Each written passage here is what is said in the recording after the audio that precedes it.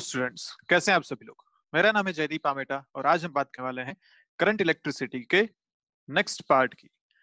इसमें हम बात करेंगे रेजिस्टेंसेस को अगर हम ग्रुप करें, कॉम्बिनेशन बनाएं, तो क्या क्या कॉम्बिनेशन बन सकते हैं और उसके क्या क्या प्रॉपर्टीज हमारे सामने आती हैं। अब कॉम्बिनेशन मतलब हम कैसे बोल, ग्रुपिंग या कॉम्बिनेशन, जब पर्टिकुलर मैनर में अरेंज करते हैं। अब वो मैनर कौन से हो सकते हैं वो हम यहाँ बात कर रहे हैं। तो हो सकता है सीरीज और पैरेलल। अब सीरीज और से हम आगे बात करें। ऑफ रेजिस्टेंस ग्रुप है इक्विवेलेंट रेजिस्टेंस। तो इक्विवेलेंट रेजिस्टेंस आपने एक सर्किट से, मान लीजिए एक V वोल्ट की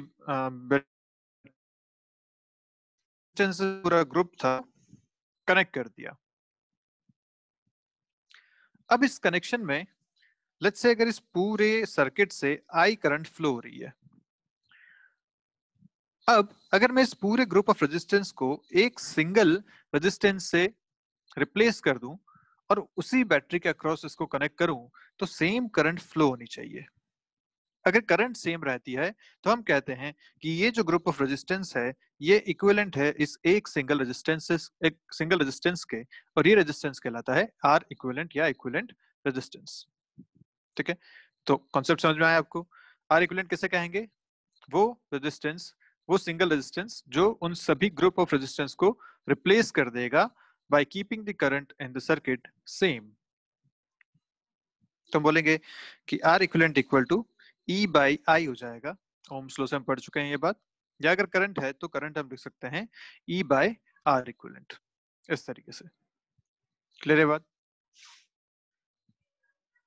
तो ऐसा लिखेंगे कि किसी भी रेजिस्टेंस कॉम्बिनेशन के लिए इक्विवेलेंट रेजिस्टेंस कैसे दिया जाएगा? Potential difference applied across the combination divided by current flowing through the combination. वही मतलब हो गया ई बाय आई। तो ये डेफिनेशन हमें बेसिक ध्यान रखनी है। आर इक्विवेलेंट को ई बाई आई से हम देंगे। ठीक है, चलिए अब बात करते हैं कि सीरीज कॉम्बिनेशन मतलब क्या। तो सीरीज कॉम्बिनेशन हमने कैपेसिटर में भी बात करी थी और अभी फिर से यहां बात करते हैं। सीरीज कॉम्बिनेशन मतलब क्या होता है? जब जो रेजिस्टेंसेस कनेक्टेड हैं उनसे सेम करंट फ्लो हो, तो वो रेजिस्टेंस कहलाते हैं इन सीरीज कॉम्बिनेशन। तो जैसे R1, R2, R3 जो इस डायग्राम में आपको दिख रहे हैं, यहाँ पे जो करंट इस R1 के अंदर चलेगी वही करंट R2 और R3 से भी पास होगी। तो इसका मतलब R1, R2 और R3 सीरीज में कहलाएंगे। क्लियर है? अब अपने को पता है कि R इक्विवेलेंट कैसा होता है, E बाई आई। तो अपन E देखते हैं, पोटेंशियल ये कितना है इसके बारे में बात करते हैं। अच्छा, एक बात और कि अगर रेजिस्टेंस है तो हर रेजिस्टेंस के अक्रॉस एक पोटेंशियल डिफरेंस भी होगा, एक पोटेंशियल ड्रॉप भी होगा। कहां से आया? ओम्स लॉ ने बोला था V equal to I R. तो अगर R1 रेजिस्टेंस है और इसमें करंट I जा रहा है तो यहाँ पे पोटेंशियल ड्रॉप कितना होगा? V1 equal to I R1। ऐसे ही इस R2 के अक्रॉस पोटेंशियल ड्रॉप कितना होगा? आई R2। और इस I3 के अक्रॉस आई R3। जो पोटेंशियल ड्रॉप यहाँ पे आया है वही पोटेंशियल ड्रॉप यहाँ भी आना चाहिए, क्योंकि ये पूरा एक सर्किट है। इसका मतलब E बराबर V1 plus V2 plus V3 है, ये हम लिख सकते हैं। और अगर ऐसा है कि E is equal to V1 plus V2 plus V3, V1 V2 V3 के वैल्यूज डालते हैं तो आता है I R1 plus I R2 plus I R3। यहाँ से अगर I कॉमन लेके मैं E में डिवाइड कर दूं तो मुझे मिलेगा R equivalent equal to V1 plus R2 plus R3। तो सीरीज में ये रिलेशन होता है रेजिस्टेंसेस के कॉम्बिनेशन का। And this relation is opposite to capacitor. Remember, capacitor में ये रिलेशन पैरेलल में होता था, C1 plus C2 plus C3। यहाँ पे रेजिस्टेंस में ये रिलेशन सीरीज में आएगा। क्लियर है? नेक्स्ट अगर बात करें पैरेलल कॉम्बिनेशन की, तो पैरेलल कॉम्बिनेशन क्या है? वो कॉम्बिनेशन जिसमें हर रेजिस्टेंस के अक्रॉस पोटेंशियल डिफरेंस सेम हो। पोटेंशियल डिफरेंस सेम मतलब पोटेंशियल डिफरेंस ओम्स लॉ से क्या था? V equal to I R. तो I1 R1 इसके अक्रॉस पोटेंशियल डिफरेंस है क्योंकि इसमें करंट I1 जा रहा है। I2 R2 इसके अक्रॉस पोटेंशियल डिफरेंस होगा। I3 R3 इसके अक्रॉस पोटेंशियल डिफरेंस होगा। तो अगर पोटेंशियल डिफरेंस सेम है तो ये तीनों चीजें सेम होनी चाहिए हमारे पास। और हम क्या लिख सकते हैं कि भाई ये पोटेंशियल डिफरेंस जितना है उतना ही पोटेंशियल डिफरेंस यहाँ भी होना चाहिए। मतलब जो V1 V2 V3 है E के इक्वल होने चाहिए। ओके, अब अभी हमने जो बात करी थी कि V1 जो है वो I1 R1 है और ये E के इक्वल भी है, तो मैं यहाँ से I1 को क्या लिख सकता हूँ, E बाई R1। देखिए लिखा हुआ है। ऐसे I2 लिखा जाएगा E बाई R2 और I3 लिखा जाएगा E बाई R3। ठीक, अब हमें क्या पता है कि जितना करंट इस सर्किट में फ्लो हो रहा है क्या वही करंट आगे जाके इन तीनों में डिस्ट्रीब्यूट होगा, क्योंकि चार्ज कंजर्व रहता है, मतलब जो करंट यहाँ से आया उतना ही आगे डिस्ट्रीब्यूट भी होगा, कहीं कोई लॉस नहीं है, कहीं कोई से नया करंट नहीं बन रहा। तो हम कह सकते हैं कि I is equal to I1 plus I2 plus I3। अब I1 I2 I3 की जगह हम ये तीनों वैल्यूज रख देते हैं जल्दी से, तो क्या मिलेगा देखो, I इक्वल टू ये पूरी चीज हो जाएगी E by R1 plus E by R2 plus E by R3। This is complete I। और हमें निकालना है R इक्विवेलेंट। R इक्विवेलेंट होता है E बाई I, तो मैं E से इस पूरी चीज डिवाइड करता हूँ। यहाँ E से E सारे कैंसिल हो गए, बचा आपके पास R equivalent equal to 1 by R1 plus 1 by R2 plus 1 by R3। ये आपका हो जाएगा equivalent resistance formula for the parallel combination of resistances. Clear है बात? तो अब यहाँ पे ध्यान रखने वाली बातें क्या क्या हो गई, सीरीज में करंट सेम होता है रेजिस्टेंसेस में, और पैरेलल में पोटेंशियल डिफरेंस सेम होता है रेजिस्टेंसेस पे। ठीक है, हर रेजिस्टेंस के क्रॉस अपने को पोटेंशियल डिफरेंस देखना है। अगर सेम मिला तो सारे वो पैरेलल में हो जाएंगे, अगर सब में करंट सेम मिला तो सारे सीरीज में हो जाएंगे। क्लियर है? अब इनसे रिलेटेड कुछ बातें हैं वो देखते हैं जल्दी से। पहली बात, अगर आपको बोला गया कि कुछ रेजिस्टेंस आपको गिवन है, उन रेजिस्टेंस को मिला के आपको एक इक्विवेलेंट रेजिस्टेंस बनाना है मैक्सिमम, कि भाई उन सब से कौन सा एक मैक्सिमम बना सकते हैं, तो हमें फॉर्मूलाज देख के समझ में आ जाना चाहिए कि सीरीज का फॉर्मूला होता था R1 plus R2 plus R3। इसका मतलब मैक्सिमम कब मिलेगा, जब आप तीनों को सीधा सीधा ऐड कर दें। तो ये बात ध्यान रखिए कि जब भी आपको मैक्सिमम रेजिस्टेंस बनाना हो गिवन रेजिस्टेंसेस से, तो आप उन्हें सीरीज में कनेक्ट करेंगे। सीरीज से जो रिजल्ट मिलता है वो मैक्सिमम रेजिस्टेंस मिलता है। और ये बात भी सही है बिल्कुल कि जो R1 R2 R3 है, लेट्स से 2 3 और 4, ये तीन आपके पास हैं, इनसे आपको मैक्सिमम बनाना है, तो आप क्या लिखेंगे, इन तीनों को ऐड करेंगे, तो 2 प्लस 3 प्लस 4 ये आप करेंगे, आंसर आएगा 9। अब सोचिए कि 9 जो है वो 2 3 और 4 तीनों से ही बड़ा आएगा, मतलब सीरीज में जो आर इक्विवेलेंट आता है वो इंडिविजुअल से भी ज्यादा आता है, जो इंडिविजुअल रेजिस्टेंसेस हैं उनसे ज्यादा ही आएगा। क्लियर है बात? अगर पैरेलल की बात करें तो पैरेलल में हमने एडिशन कैसा किया था, 1/R1 plus 1/R2 plus 1/R3 ना। तो यहाँ पे जो इक्विवेलेंट रेजिस्टेंस आता है वो आता है मिनिमम। तो हमें अगर तीन रेजिस्टेंस दिए हैं और मिनिमम रेजिस्टेंस पूछा है जो उनसे बन सकता है, तो हम तीनों को पैरेलल में ऐड करेंगे। और वो मिनिमम ऐसा होता है कि इंडिविजुअल रेजिस्टेंस से भी छोटा होता है। मतलब आपको अगर तीन रेजिस्टेंस दिए हैं 2 3 और 4, इनको आप अगर पैरेलल में ऐड करेंगे तो आपको जो रिजल्ट मिलेगा वो लेस देन 2 मिलेगा। मतलब जो इन तीनों में सबसे छोटा है, आर इक्विवेलेंट उससे भी छोटा मिलने वाला है। तो ये दो बातें बहुत इंपॉर्टेंट है, ध्यान रखेंगे इन बातों का। थर्ड पॉइंट जो है, सीरीज में करंट सेम होता है और पोटेंशियल डिफरेंस होता है IR। मतलब अगर रेजिस्टेंसेस आपको दे रखे हैं सीरीज कॉम्बिनेशन में, तो हम बोल सकते हैं कि सबसे करंट तो सेम है, मतलब जो सबके अक्रॉस पोटेंशियल डिफरेंस होगा वो सीधा सीधा उसके रेजिस्टेंस पे डिपेंड करेगा। तो ये एक अनदर इंपॉर्टेंट बात कि potential divides in direct proportional of resistances in series combination. ठीक है, तो अगर आपके पास सीरीज में दो रेजिस्टेंस दे रखे हैं तो हम आर इक्विवेलेंट लिखेंगे R1 प्लस R2।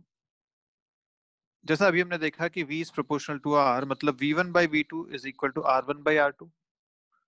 और क्योंकि तो जो बैटरी है वो V वोल्ट की है, तो दोनों के अक्रॉस जो पोटेंशियल डिफरेंस आएगा उनका सम भी मिला के आएगा V। अगर हम इन सब बातों को यूज करें तो हम सीधा सीधा लिख सकते हैं V1 equal to R1 by R1 plus R2 into V, और V2 equal to R2 by R1 plus R2 into V।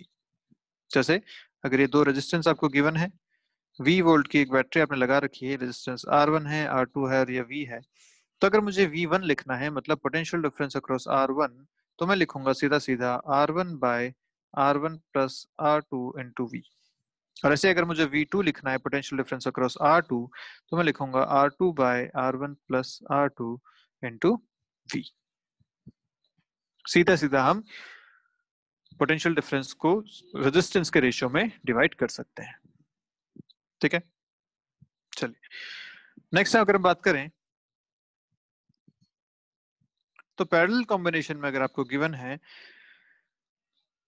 Parallel combination में V सेम होता है सबके अक्रॉस, और क्योंकि V equal to I R है, मतलब मैं कह सकता हूँ कि I is inversely proportional to R, क्योंकि V तो सबके लिए सेम है, तो जो रेजिस्टेंस उसका इनवर्स प्रोपोर्शन में उसमें जाएगा करंट।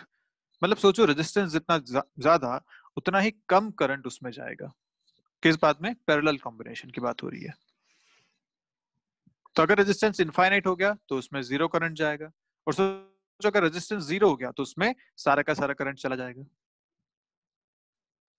ठीक है, अब अगर इसमें देखा जाए तो मैं करंट को अगर डिवाइड करूं तो इनवर्स रेशियो ऑफ रेजिस्टेंसेस में ये डिवाइड होते हैं। ठीक है, यहां पे हमने क्या बोला था, सीरीज में पोटेंशियल जो था वो डायरेक्ट रेशियो ऑफ रेजिस्टेंस था, पैरेलल में जो करंट है वो इनवर्स रेशियो ऑफ रेजिस्टेंसेस है।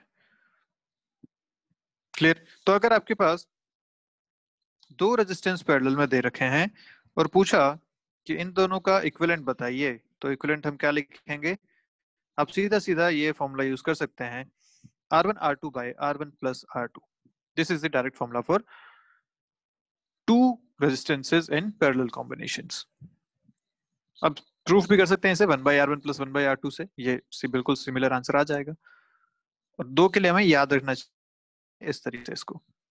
ठीक है, अब अगर हम बात करें कि कितना कितना करंट इनमें जाए, तो लेट्स से इसमें करंट गया I1, इसमें करंट गया I2, बैटरी थी V वोल्ट की, और टोटल करंट यहाँ से गया I, तो मैं क्या लिखूंगा? Total current is equal to I1 plus I2, क्योंकि यही करंट आगे जाके डिस्ट्रीब्यूट हो रहा है। और दूसरी बात, करंट जो है वो इनवर्स रेशियो ऑफ रेजिस्टेंस में है, मतलब I1 by I2 is R2 by R1, inverse ratio of resistance. अब अगर मुझे डिस्ट्रीब्यूट करना है तो मैं करंट लिखूंगा I1, जब लिखना है तो मैं रेजिस्टेंस यूज करूंगा R2। ये बात ध्यान दीजिएगा, जब I1 लिखना है तो R2 यूज करूंगा मैं, क्योंकि इनवर्स रेशियो है। तो I1 लिखा जाएगा R2 by R1 plus R2 into I, और I2 लिखा जाएगा R1 by R1 plus R2 into I। ठीक है, चलिए अब इसी में जैसे हमने कैपेसिटर में लिखा था कि अगर n इक्वल कैपेसिटर्स कनेक्ट कर दिए जाए, तो वैसे हम यहाँ लिखते हैं कि अगर n इक्वल रेजिस्टेंसेस कनेक्ट कर दिए जाए सीरीज में, तो इक्विवेलेंट कितना हो जाएगा? तो सोचो n इक्वल इक्वल है तो R plus R plus R plus R n times, तो R सीरीज में कितना आ जाएगा? NR। This will be equivalent. और अगर ये पैरेलल में कनेक्ट किए होते तो पैरेलल में क्या लिखता मैं इनको? 1 by R equivalent equal to 1 by R plus 1 by R plus 1 by R, कितना? n टाइम्स क्या आता? n by R। इसको इन्वर्स करेंगे तो आपके पास पैरेलल में जो रिजल्टेंट आता है वो आता है R by n। मतलब अगर आप इक्वल रेजिस्टेंसेस को सीरीज में कनेक्ट करते हैं तो जो इक्विवेलेंट है वो n टाइम्स रेजिस्टेंस हो जाता है, और अगर उनका पैरेलल में कनेक्ट करेंगे तो 1 by n टाइम्स रेजिस्टेंस हो जाएगा। ठीक है, तो अगर आपसे ऐसा क्वेश्चन पूछा गया कि स्टेटमेंट पूछा गया कि resultant of equal resistances in series is n square times of their value in parallel, तो क्या ये सही बात है? तो बिल्कुल सही बात है, क्योंकि आप n रेजिस्टेंस को जब सीरीज में कनेक्ट करते हैं तो nr मिलता है, और उन्हीं n रेजिस्टेंस को जब पैरेलल में कनेक्ट करते हैं तो r by n मिलता है, और आप अगर इनका रेशियो लेंगे तो आपको n स्क्वायर यहाँ से मिलेगा। ठीक है, एक स्टेटमेंट पूछा गया एक बार एग्जाम में, इसलिए इसको अपन यहाँ पे इंक्लूड किया। एक और जो पॉइंट इसके बारे में बनता है वो ये कि सीरीज में अगर एक रेजिस्टेंस ओपन हो जाता है, ओपन मतलब कनेक्शन टूट जाता है, जैसे अगर ये सीरीज कॉम्बिनेशन था इस तरीके से, और यहाँ से अगर एक रेजिस्टेंस ओपन हो गया, एक ओपन इस तरीके से हो गया, ये हट गया यहाँ से रेजिस्टेंस, तो क्या अब इसमें कोई करंट फ्लो हो पाएगा? भाई पहले ऐसा जुड़ा हुआ था ये, अब बीच में से अगर ओपन हो गया तो क्या अब इसमें से कोई करंट फ्लो होगा? नहीं, कि ये ओपन है, जब सर्किट ओपन होता है तो कोई करंट फ्लो नहीं होता है। जबकि अगर पैरेलल ऐसा है, तो अगर पैरेलल में से कोई रेजिस्टेंस हट भी जाता है तो हम कह सकते हैं कि अगर एक रेजिस्टेंस लेट्स से ये हट भी गया, तब भी यहाँ पे करंट फ्लो होता रहेगा दूसरे रेजिस्टेंस से। तो जो घरों में अपन कनेक्शन करते हैं वो कनेक्शन पैरेलल में करते हैं, ताकि कोई एक डिवाइस अगर खराब हो भी जाए तो उसकी वजह से बाकी डिवाइस पे करंट फ्लो होना नहीं रुके। ठीक है, सीरीज में अगर कनेक्ट करेंगे तो एक डिवाइस खराब हुआ तो सबकी लाइन कट जाएगी और कोई भी डिवाइस काम नहीं कर पाएगा। ठीक है, चलिए आगे बढ़ते हैं, क्वेश्चन सॉल्व करते हैं। जल्दी से क्वेश्चन पढ़ेंगे और ट्राई करेंगे इसको सॉल्व करने की। तो देखो क्या करें इस क्वेश्चन के लिए। क्वेश्चन में क्या बोला आपसे कि एल्यूमिनियम के वायर हैं, लेंथ दे रखी है L और डायमीटर D, और एक वायर का रेजिस्टेंस है R।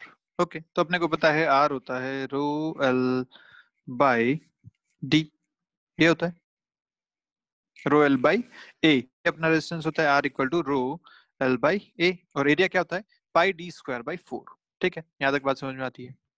अब बोला कि ऐसे 16 wire 16 such wires are connected in parallel to form a single conductor of resistance R dash। ठीक है, अभी हमने बात करी कि जब आप सेम वायर्स को या सेम रेजिस्टेंसेस को पैरेलल में कनेक्ट करते हैं तो R इक्विवेलेंट कितना हो जाता है R बाई N। अभी हमने बोला था ये बात। तो सोचो ऐसे 16 वायर आपने अगर कनेक्ट कर दिए तो ये जो R डैश बनेगा वो कितना बनेगा R बाई 16। ये बात भी हमारी क्लियर है। चलिए आगे आपसे पूछा कि what should be the diameter D dash of a single aluminium wire. अगर हम कोई फिर से एक एल्यूमिनियम वायर लें सेम लेंथ का, लेकिन इस बार डायमीटर उसका अलग है, तो डायमीटर कितना होना चाहिए कि उसका रेजिस्टेंस R डैश के इक्वल हो जाए। ठीक है, अब बहुत सारा क्वेश्चन तो अपन ने ओरली सॉल्व कर दिया था, फिर से देख लेते हैं। R आपको गिवन है रो L बाई A, ये R है, और अगर एरिया देखा जाए तो एरिया होता है डायमीटर के हिसाब से पाई D स्क्वायर बाई 4। ठीक है, तो ये एरिया अगर मैं रखता हूं तो R लिखा जाएगा 4 रो L by pi D square. ठीक है, अब आर डैश क्या है 16 ऐसे वायर 16 आर वाले रेजिस्टेंस आपने पैरेलल में कनेक्ट कर दिए, और अभी हम पढ़ के आए कि जब इक्वल रेजिस्टेंस पैरेलल में कनेक्ट होते हैं तो हो जाता है आर बाई एन। तो हम लिख सकते हैं R dash is equal to R by 16, क्योंकि 16 वायर्स है। ठीक है, अब एक नया वायर आपने उठाया जिसका रेजिस्टेंस आपको चाहिए आर डैश के बराबर, और जिसका डायामीटर आपने लिया है डी डैश। तो मैं इसका जब रेजिस्टेंस लिखूंगा तो लिखूंगा रो एल बाय इसका एरिया ए डैश, और ए डैश यहाँ पे क्या होगा जो नया डायमीटर है उसके हिसाब से डी डैश का स्क्वायर बाय 4। तो ये लिखा जाएगा 4 times row L by pi D dash का स्क्वायर। ठीक है, इन दोनों को अपने को इक्वल करना है, कर देते हैं इक्वल। आर आर कितना था आपके पास 4 rho L by pi D square, और इन 16 भी है R by 16 is equal to 4 rho L by pi D dash का स्क्वायर। बहुत सारी चीजें कैंसिल हो गई, 4 rho L cancel, pi D pi cancel, बचा आपके पास यहाँ से 16 D square equal to D dash square. तो यहाँ से आपको मिलेगा D dash equal to 4d। मतलब जो नया वायर आप बनाना चाह रहे हैं एक सिंगल वायर जिसका रेजिस्टेंस आर डैश के बराबर हो जाए, तो उसका डायमीटर आपको 4 टाइम्स दी इनिशियल डायमीटर लेना पड़ेगा। क्लियर है, और यहाँ पे इन्होंने देखो रो हमने सेम लिया हर जगह पे, क्योंकि हर जगह इन्होंने एल्यूमिनियम वायर लिया हुआ है और सेम टेम्परेचर की बात की है। तो हमने बोला था ना कि रेजिस्टिविटी जो डिपेंड करती है वो हमने सबके लिए सेम ले लिया। ठीक है, चलिए आगे बढ़ते हैं। नेक्स्ट क्वेश्चन आपसे बोला गया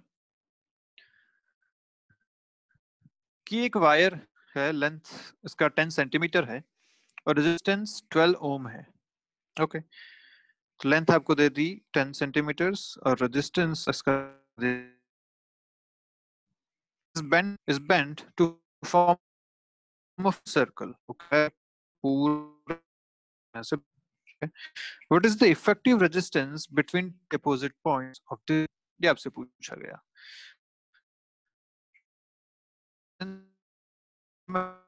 तो ये दो पॉइंट्स मैंने बना दिए जो डायमेट्रिकली अपोजिट हैं इस पे। अब इसके बीच में अगर मुझे आर निकालना है तो मैं इनको क्या करूं, आर इक्विवेलेंट मतलब इसको आप बाहर एक सर्किट से कनेक्ट कर सिचुएशन। अब इस सिचुएशन में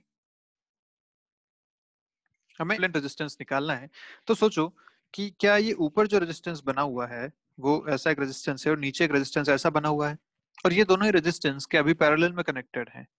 यस, तो हमें बस इतना करना है कि ऊपर वाले रेजिस्टेंस की वैल्यू निकालनी है और नीचे वाले रेजिस्टेंस की वैल्यू निकालनी है और इन दोनों को पैरेलल में ऐड कर देना है। ठीक है, देखते हैं, करते हैं। अब सोचो जो वायर हमने लिया उसकी लेंथ टोटल है 10 सेंटीमीटर, रेजिस्टेंस है 12। ये रेजिस्टेंस को मैं क्या लिख सकता हूँ, R equal to rho L by A. Clear है बात? अच्छा, इसका क्रॉस सेक्शन एरिया सेम रहेगा, रो सेम रहेगा, तो मतलब जो रेजिस्टेंस है वो सीधा सीधा लेंथ पे डिपेंड करेगा। ओके, अब तुमने इसी वायर का एक सर्कल बनाया, मतलब आधी लेंथ वायर की यहाँ ऊपर है और आधी लेंथ यहाँ वायर की नीचे है, और अगर लेंथ आधी आधी दोनों तरफ हो गई तो क्या इन दोनों का रेजिस्टेंस भी आधा आधा हो जाएगा? ये भी R/2 है और ये भी R/2 है, क्योंकि resistance is directly proportional to length. इसका मतलब ये ऊपर भी 6 ओम रेजिस्टेंस है और यहाँ भी 6 ओम रेजिस्टेंस है। अब ये दो 6 ओम को आपने पैरेलल में ऐड कर रखा है, सीधा सीधा आपसे पूछा गया कि इनका R इक्विवेलेंट बताइए। तो जब पैरेलल में होता है तो हमने फॉर्मूला पढ़ा हुआ है कि जब इक्वल रेजिस्टेंसेस को आप ऐड करते हैं पैरेलल में तो रिजल्ट आता है R/n, मतलब 6/2 यहाँ रिजल्ट आएगा 3 ओम। क्लियर है?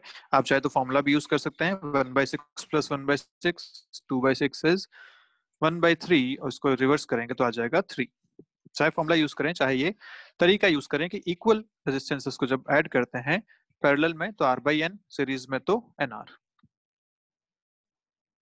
ठीक है, ये आपका आंसर आ गया। नेक्स्ट क्वेश्चन देखते हैं। क्वेश्चन आपको बोला गया है, ये क्या कह रहा है क्वेश्चन, एक कॉपर वायर है लेंथ L का, आपको अंदर दे रखा है, देखिए अंदर बीच में कॉपर वायर, इसकी लेंथ दे रखी है L और रेडियस है इसकी R, स्मॉल r इसकी रेडियस है, वो भी यहाँ दिखा रखी है small r radius, is electroplated with nickel till its radius become capital R। Okay, तो इस पे एक लेयर चढ़ा दी आपने निकल की और इसकी रेडियस अब हो गई कैपिटल R। ओके,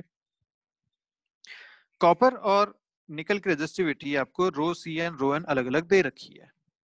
पूछा आपसे कि बताइए conductance of the electroplated wire कितना है।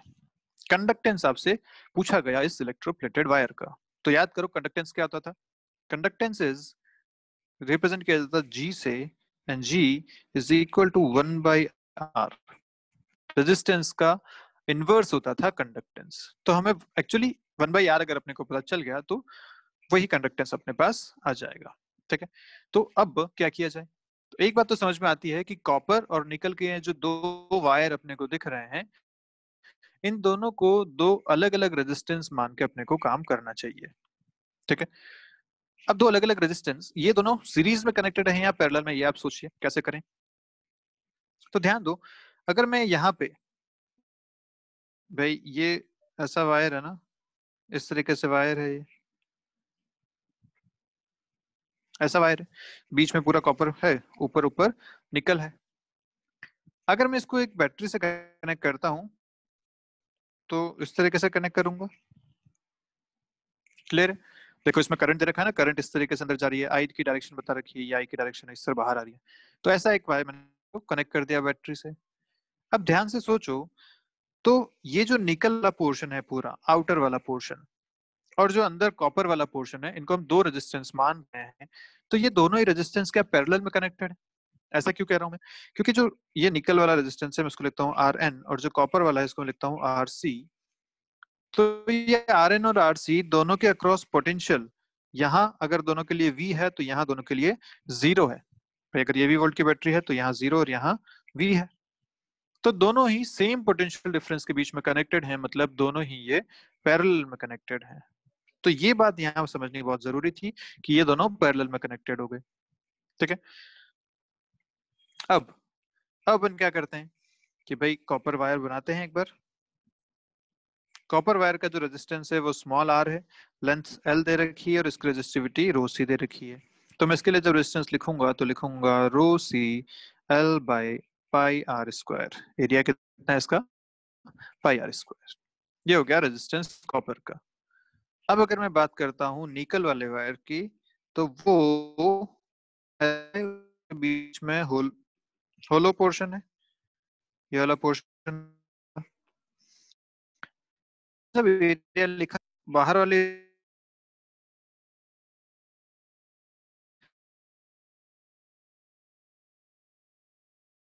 आर, क्योंकि अंदर तो है तो ये इसका एरिया आ जाएगा।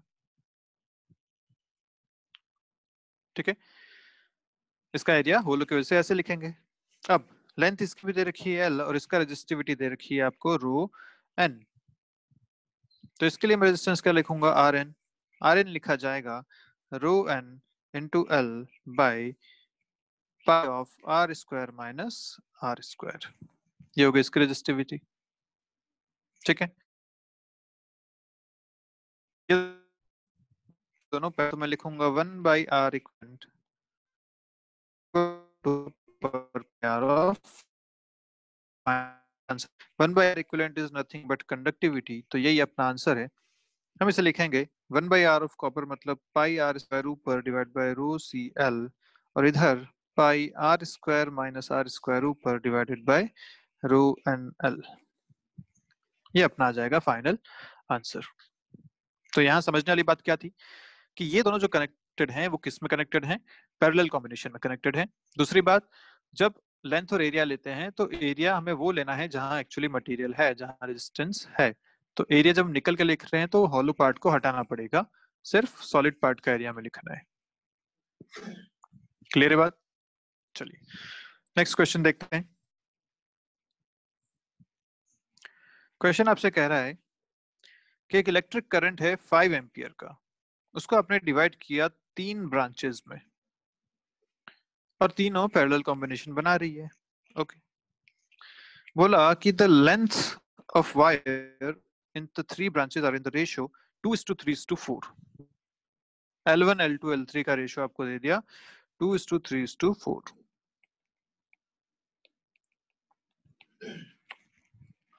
और दूसरा इनके डायमीटर्स का जो रेशियो दिया है D1:D2:D3, वो आपको दे रखा है 3:4:5 में।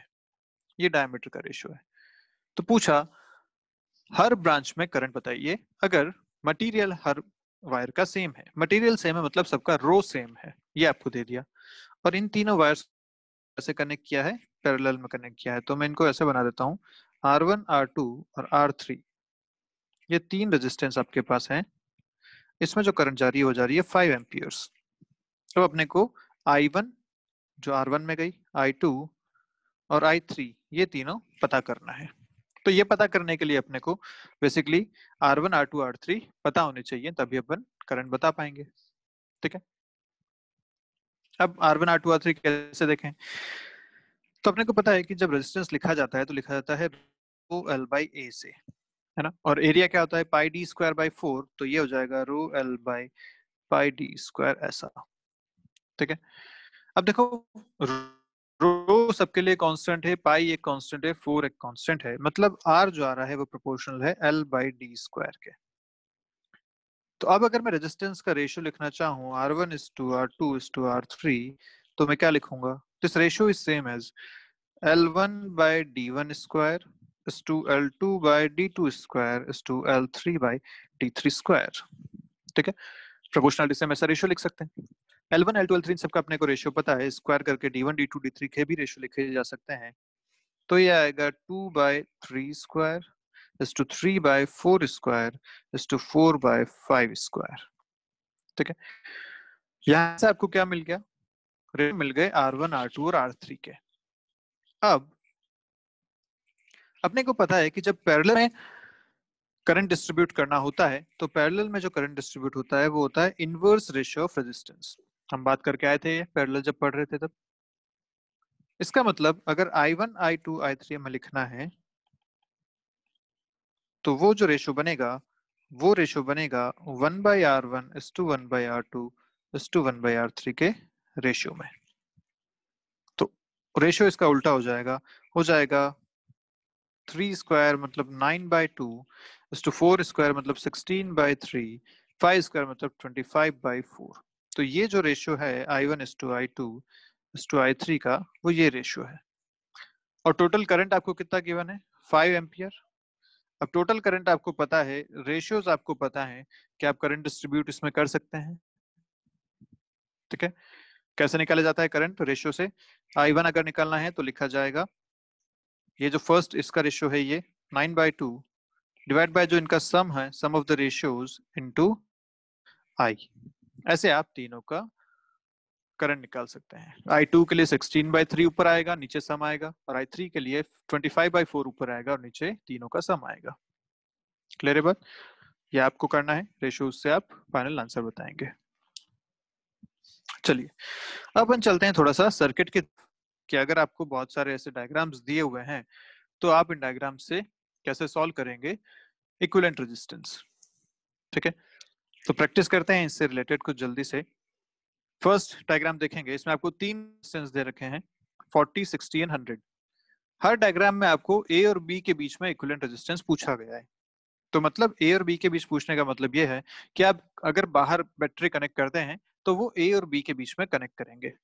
ठीक है, अब ए और बी के बीच अपने को देखना है इनका कॉम्बिनेशन कैसा कैसा है। तो कॉम्बिनेशन जल्दी से चेक करते हैं। यहाँ पे अगर ध्यान से देखो तो जितना करंट तरफ चल रहा है, क्या उतना ही करंट इधर से भी आएगा? मतलब ये जो 100 है 60 है, ये दोनों सीरीज में माने जा सकते हैं। क्यों ऐसा? क्योंकि दोनों से सेम करंट फ्लो होगा, बीच में कोई कहीं पे भी कनेक्शन नहीं है। तो यहां मैं लिखूंगा इसको सॉल्व करने के लिए कि 100 इज इन सीरीज विद 60। ये जो बीच में S लिखा है उसका मतलब है इन सीरीज विद 60। तो 100 और 60 आ गए सीरीज में आपके पास। ओके, अब ये जो कॉम्बिनेशन बना 100 और 60 वाला, ये बन गया यहाँ पे पूरा कॉम्बिनेशन ऐसा। ठीक है, अब सोचो ये जो कॉम्बिनेशन है वो A से B के बीच में कनेक्टेड है, और जो 40 है वो भी A से बीच में कनेक्टेड है। इसका मतलब जो ऊपर वाला कॉम्बिनेशन बना वो is in parallel with 40 ohms। क्यों ऐसा? फिर से बता देते हैं।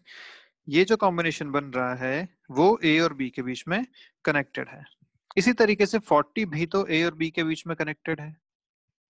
तो जब कनेक्शन सेम होंगे, मतलब दोनों के अक्रॉस पोटेंशियल डिफरेंस भी सेम होगा, तो हम ऐसा कह सकते हैं कि ऊपर वाला combination is in parallel with 40। अब इसको अपने को सॉल्व करना है। तो ये आएगा सीरीज में 160 क्योंकि 100 + 60, और ये है 40। इन दोनों को जब पैरेलल में ऐड करेंगे तो अपने को पता है दो को जो पैरेलल में ऐड कर देते तो R1 R2/R1 + R2 करते हैं। तो R इक्विवेलेंट आएगा इसका 160 × 40 डिवाइडेड बाय 160 + 40। तो फाइनल आंसर आ रहा है आपके पास, नीचे 200 है, यहाँ से ये जाएगा आपके पास, तो 160 × 40/200, 40 से 200 5 टाइम्स, 5 से ये गया आपके पास 32 टाइम्स। तो 32 ohms is your final answer. Clear है बात? इस तरीके से आपको इसको सॉल्व करना है। सेकंड डायग्राम अगर देखें तो सेकंड डायग्राम में फिर से अपने को पूछा गया कि बताइए ए और बी के बीच में आर इक्विवेलेंट कितना है।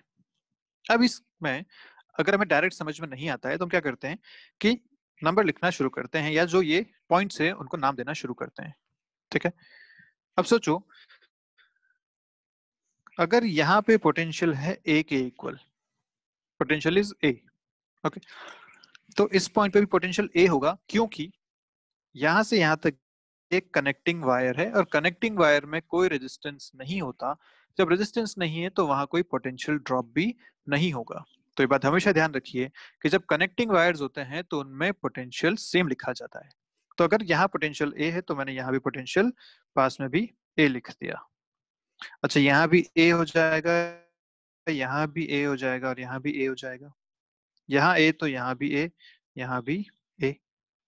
क्लियर है सारी बातें? अब इधर से आते हैं बी के लिए। तो अगर ये पॉइंट बी पोटेंशियल पे है तो ये पॉइंट भी बी पोटेंशियल पे होगा। इसी तरीके से ये पॉइंट भी बी पे होगा, ये भी बी पे, और ये भी बी पे, ये पॉइंट भी बी पे, और इस तरीके से हम सारे लिख सकते हैं। क्लियर है बात? अब देखो सारे रेजिस्टेंस अगर देखें तो यहाँ 3 रेजिस्टेंसेस हैं, और तीनों अगर ध्यान से देखो तो क्या ए और बी के बीच में ही कनेक्टेड है? देखो फर्स्ट रेजिस्टेंस अगर बात करें तो फर्स्ट रेजिस्टेंस ये रहा, क्या इसके दोनों तरफ पॉइंट ए और बी है? सेकंड रेजिस्टेंस, क्या इसके दोनों तरफ भी पॉइंट ए और बी है? और थर्ड रेजिस्टेंस, क्या इसके दोनों तरफ भी पॉइंट ए और बी है? मतलब तीनों पैरेलल में कनेक्टेड हैं क्योंकि पोटेंशियल डिफरेंस इनके अक्रॉस सेम है। तो ये अपना रेजिस्टेंस ऐसा हो जाएगा, तीनों के तीनों एक तरफ ए पॉइंट दूसरी तरफ बी पॉइंट पे कनेक्टेड हैं, और तीनों रेजिस्टेंस सेम है। जब सेम रेजिस्टेंस पैरेलल में कनेक्ट होते हैं तो ये आंसर आएगा R/3 ओम्स। ठीक है, तो जब हमें कोई सीधा सीधा सीरीज पैरेलल नहीं दिख पा रहा तो हम इस तरीके से पॉइंट्स लिख के उसको कर सकते हैं। जैसे नेक्स्ट क्वेश्चन देखते हैं।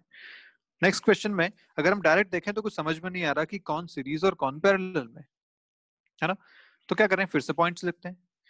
तो अगर ये पॉइंट बी है तो ये पॉइंट भी बी होगा, और ये पॉइंट भी बी होगा, और ये पॉइंट भी बी होगा, क्योंकि सीधे सीधे कनेक्टिंग वायर्स हैं, सेम पॉइंट लिखे जा सकते हैं। ऐसे ही अगर ये पॉइंट ए है तो ये पॉइंट भी ए होगा, ये पॉइंट भी ए होगा, और ये पॉइंट भी ए होगा। अब देखिए तीनों रेजिस्टेंस अपने से फिर से देखिए, तो ये जो 12 ओम का रेजिस्टेंस है क्या ये ए और बी के बीच में कनेक्टेड है? ऐसे ही ये जो 15 ओम क्या ये भी ए और बी के बीच में कनेक्टेड है? 20 ओम रेजिस्टेंस क्या ये भी ए और बी के बीच में कनेक्टेड है? तो क्या फिर से तीनों रेजिस्टेंस पैरेलल में है? बिल्कुल, और जब पैरेलल में है तो हम तीनों को इक्विवेलेंट क्या लिखेंगे? ये है 12, ये है 15 और ये है 20। 1/r equivalent equal to 1/r1 plus 1/r2 plus 1/r3। इस तरीके से सॉल्व किया जा सकता है इनको आराम से। इनका जो एलसीएम है वो एलसीएम 60 आएगा, तो यहाँ आएगा 5 plus 4 plus 3 1/r equivalent. Final answer आपके पास आएगा 60 डिवाइडेड बाय 12 विच इज 5। तो R इक्विवेलेंट आपके पास आएगा यहाँ से 5 ओम्स। ठीक है, किया जा सकता है क्वेश्चन आराम से। चलिए नेक्स्ट देखते हैं। नेक्स्ट में फिर से हम ये देखो सीरीज नहीं है, ये ध्यान रखना। दिख रहा है कि ये तीनों 2R 2R 2R और R इस सीरीज में है, पर नहीं। क्यों नहीं? क्योंकि बीच में भी ये कनेक्शन है। देखो यहाँ से ये कनेक्शन जा रहा है, यहाँ से ये कनेक्शन है। सीरीज में बीच में कोई कनेक्शन नहीं होते। सीरीज कब कहते हैं? जब तीन रेजिस्टेंस डायरेक्ट ऐसे होते हैं, बीच में और कोई कनेक्शन नहीं होता, तो हम कहते हैं सीरीज में है। अब यहाँ पे हमें चेक करना पड़ेगा कि ये कनेक्शन कैसा है। तो हम क्या करते हैं, इसमें पॉइंट लिखना शुरू करते हैं फिर से। तो ये अगर ए पॉइंट है तो ये भी ए पॉइंट, ये भी ए पॉइंट, और ये भी ए पॉइंट। यहाँ बी है तो ये भी बी, ये भी बी, और ये भी बी। अब चेक कर लेते हैं जल्दी से। तो देखो तीनों रेजिस्टेंस, ये जो 2R है क्या ए और बी के बीच में कनेक्टेड है? ऐसे ये 2R ए और बी के बीच में है, और ये R ये भी ए और बी के बीच में है। तीनों अगेन पैरेलल में है, पैरेलल में कनेक्ट कर देंगे जल्दी से। 2R and R। फॉर्मूला आपको पता है पैरेलल में क्या होता है, 1/r equivalent equal to 1/2r plus 1/2r plus 1/r। LCM आएगा 2R, सॉल्व करेंगे तो पर 1 प्लस 1 प्लस 2 आंसर आएगा R/2। R इक्विवेलेंट कितना है आपके पास? R/2। ठीक है, ये आपका फाइनल आंसर आ जाएगा। किए जा सकते हैं आराम से। चलिए नेक्स्ट देखते हैं, फिफ्थ वाला देखते हैं। फिफ्थ क्या कह रहा है?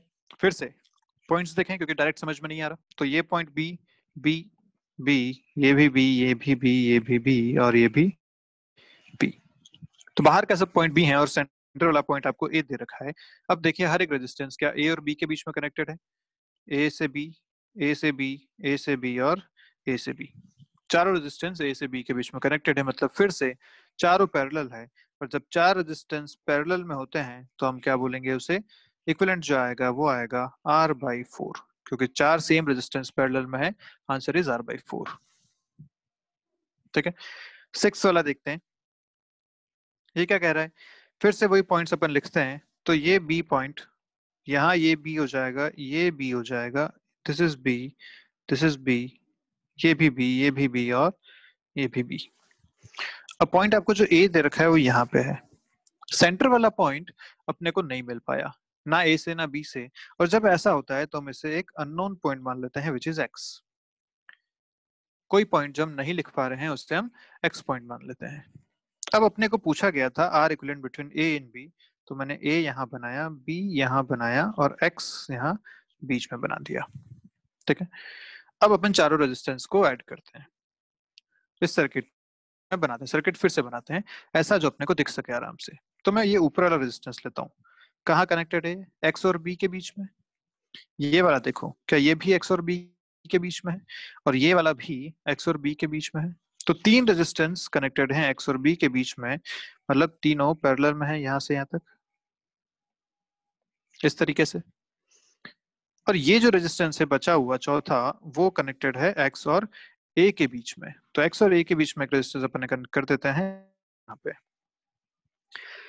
अब अपने को सॉल्व करना है सर्किट, तो क्या हो जाएगा, ये 3 पैरेलल, तीनों पैरेलल में आते हैं R/3 बन के, तो ये R और जो 3 पैरेलल थे वो तीनों मिलके हो जाएंगे R/3। ये पॉइंट है A, ये पॉइंट है X, ये पॉइंट है B। अब R और R/3 इज इन सीरीज, दोनों को सीधा सीधा ऐड कर देते हैं, तो R इक्विवेलेंट हो जाएगा R + R/3 is 4R/3 ohms। ये आपका फाइनल आंसर बनेगा। ठीक है, तो सब इसमें करेंगे, इस वीडियो को अपन यहीं खत्म करें, मिलते हैं नेक्स्ट वीडियो में जहां प्रैक्टिस करेंगे देन सर्किट में और क्या क्या बातें हम कर सकते हैं, जैसे कौन सी इक्वेशंस हो सकती है या कौन से स्पेशल टाइप ऑफ सर्किट्स हो सकते हैं, वो सारी बातें हम नेक्स्ट क्लास में करने वाले हैं। ठीक है, तो चलिए मिलते हैं, अभी के लिए बाय बाय आप सभी।